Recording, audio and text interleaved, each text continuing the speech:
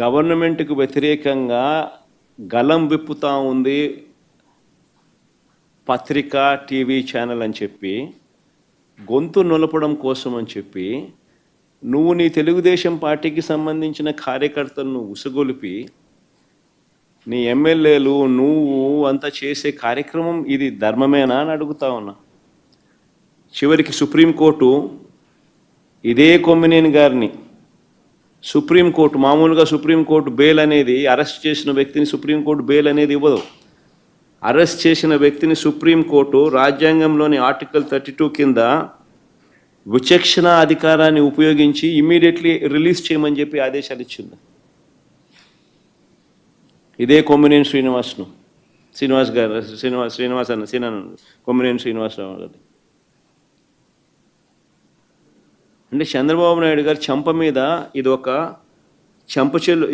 చెంప చెల్లు అనిపించినట్టు కాదా? మరి అదే కేసులో సాక్షి కార్యాలయాలన్నీ ఈ మాదిరిగా తెలుగుదేశం పార్టీ కార్యకర్తలందరి చేత ఈ మాదిరిగా దగ్ధం చేస్తే దీనికి గవర్నమెంట్లో ఉన్న చంద్రబాబు నాయుడు బాధ్యుడు కాదా? మన సుప్రీంకోర్టు అక్కడ చేసింది తప్పు, కొమ్మినేని శ్రీనివాస్ని అరెస్ట్ చేసింది తప్పు అని చెప్పి వెంటనే విడుదల చేయమని చెప్పి విచక్షణాధికారాన్ని సుప్రీంకోర్టు ఉపయోగించి ఆర్టికల్ 32 ప్రకారం తనకున్న విచక్షణాధికారాన్ని ఉపయోగించి విడుదల చేయమని చెప్పి ఆదేశాలు ఇచ్చి చంద్రబాబు నాయుడు చెంప చెల్లుమనిపించిన సుప్రీంకోర్టు మరి అదే కేసులో సాక్షి కార్యాలయాలను ఇంత దారుణంగా దగ్నం చేస్తూ ఉంటే, మీడియా గొంతు నొక్కే ప్రయత్నం చేస్తూ ఉంటే మరి చంద్రబాబు నాయుడు గారు దీంట్లో దోషి కాదా?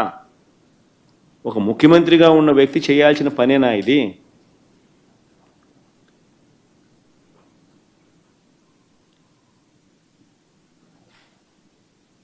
ఇది తప్పుడు సాంప్రదాయం కాదా? రేపొద్దున ఇదే సాంప్రదాయం కొనసాగితే రేపొద్దున ఎవరైనా బతుకుతారా?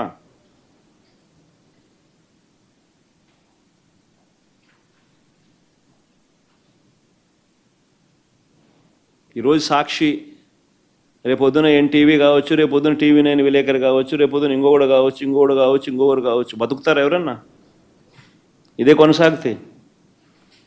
ఇతడు విచ్చలవిడి రౌడీజం కాదా ఇది?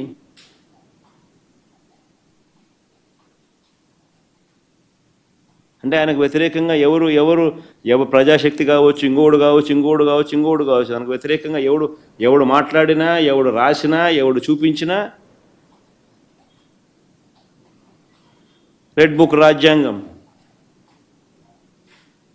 కరెక్టేనా ఇది?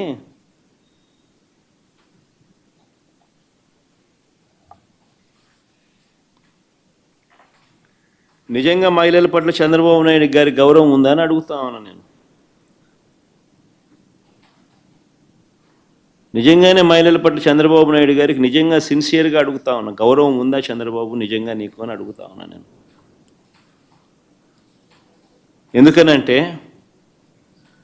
ఎందుకు అడుగుతున్నానంటే నిజంగా గౌరవం ఉన్న వ్యక్తులైతే సత్యసాయి జిల్లాలో రాఫ్తాడ్ నియోజకవర్గంలో రామగిరి మండలంలో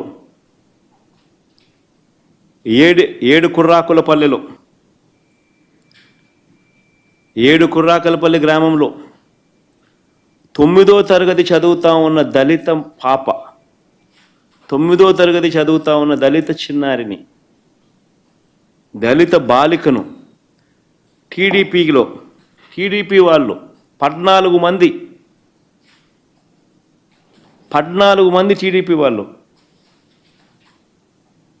సామూహిక అత్యాచారం చేస్తే, ఆ బాలిక గర్భం దాలిస్తే, ఆ బాలిక ప్రెగ్నెంట్ అయితే ఈ విషయం బయటకు వచ్చింది. కనీసం ఫిర్యాదు కూడా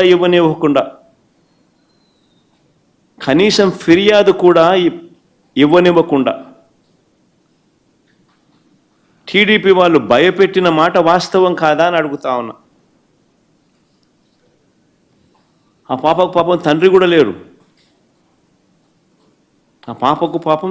కూడా లేడు.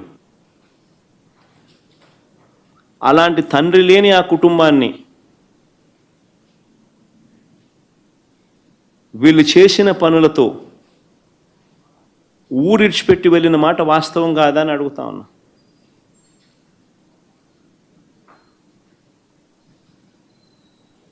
పోలీసులు ఏం చేశారని అడుగుతా ఉన్నా.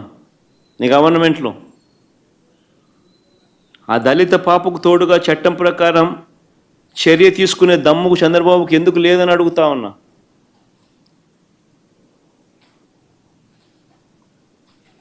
ఆ ఆడబిడ్డ జీవితాన్ని రాజకీయంతో ముడేశాడు.